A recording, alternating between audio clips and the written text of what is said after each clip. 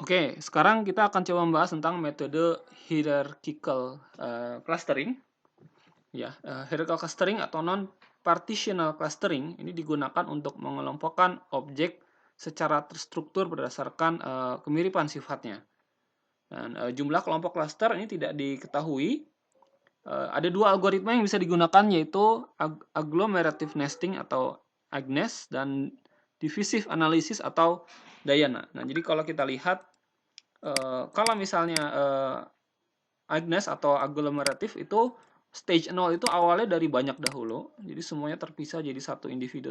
Misalnya kita mau mengcluster A, B, C, D. A, B, C, D, E, ini E ya. Kemudian step 1 maka AB dikelompokkan, step 2 DE dikelompokkan, step 3 CDE dikelompokkan, dan step akhir semuanya dalam satu kelompok. Tapi kalau divisif atau Diana ini kebalikannya. Awalnya semua dalam satu kelompok besar dulu, lalu kemudian dipisah, ini CDE dalam satu kelompok tersendiri, jadi ke arahnya kiri ya. Kemudian DE, dan ini jadi AB, dan nanti jadinya ABCDE. Nah, nanti kita bisa memilih cluster mana yang paling bagus, apakah ABCDE atau ABDEC, AB kelompok 1, DE kelompok 2, C kelompok 3, atau AB kelompok 1 dan CDE kelompok 2. Itu pilihan, kita berhenti di step yang mana, tapi kita bisa berangkat dari kiri atau berangkat dari kanan sesuai dengan algoritma yang kita pilih.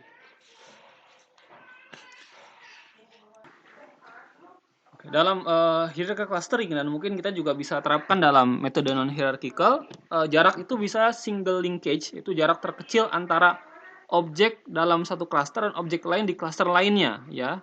Jadi jarak terkecil, distance.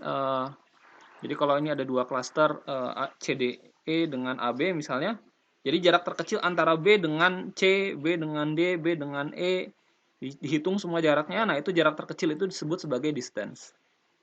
Kemudian complete linkage itu jarak terbesar antara objek dalam satu cluster dan objek lain di cluster lainnya. Jadi misalnya AC, AD, AE, BC, BD, BE itu diukur semua jaraknya. Kemudian, nah, mana jarak yang terbesar dari 5 angka tadi, dari 6 angka tadi, maka itu adalah jarak antara dua cluster ini. Begitu ya. Kemudian ada average ya, jarak rata-rata antara objek dalam satu cluster dan objek lainnya. Nah, kalau tadi ada AC, AD, AE, BC, BD, BE, semua nilai tersebut kemudian dirata-ratakan, maka itu adalah jarak antara klasternya, distance-nya. Centroid ya, jadi kita bisa memilih centroid antara dua kelompok tersebut, lalu itu kita anggap sebagai distance. Bisa juga medoid atau median antara dua klaster tersebut. Jadi sangat banyak variasinya. Jadi teman, mungkin kita akan fokus pada centroid ya. Biasanya kita mengukur jarak antara cluster dengan centroid, dan jarak biasanya kita menggunakan centroid. Kita akan coba fokus ke sini ya. Yang lainnya hanya sebagai wawasan saja. Dalam hierarchical clustering, secara umum algoritmanya bisa kita anggap seperti ini ya. Jadi kita buat dua matriks jarak antara data atau kelompok. Kemudian kita gabungkan dua data atau kelompok terdekat di dalam kelompok yang baru. Kita gabungkan begitu ya. Kemudian kita tentukan kembali matriks jaraknya seperti apa gitu antara data dan kelompok tersebut.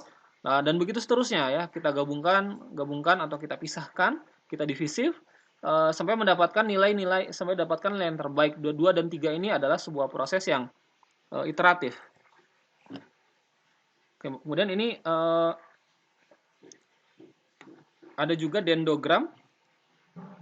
Ya, ini membentuk sebuah pohon ya. Jadi kita uraikan objek data menjadi beberapa tingkat partisi, bentuknya seperti pohon yang kita sebut sebagai dendrogram. Kemudian pengelompokan objek data itu diperoleh dengan cara memotong. Maksudnya seperti apa? Misalnya seperti ini. Ini ada datanya banyak ini. Nah, kita bisa putuskan bahwa kita potong misalnya di sini gitu ya. Artinya kalau di sini artinya hanya ada dua kelompok ya, kelompok ini ya, dan kelompok ini. Begitu. Oke. Nah, teman, bisa juga kita pilih misalnya kita potongnya adalah di sini misalnya. Nah, maka ini ada 4 kelompok. Kelompok pertama yang ini sesuai dengan dendrogramnya ya.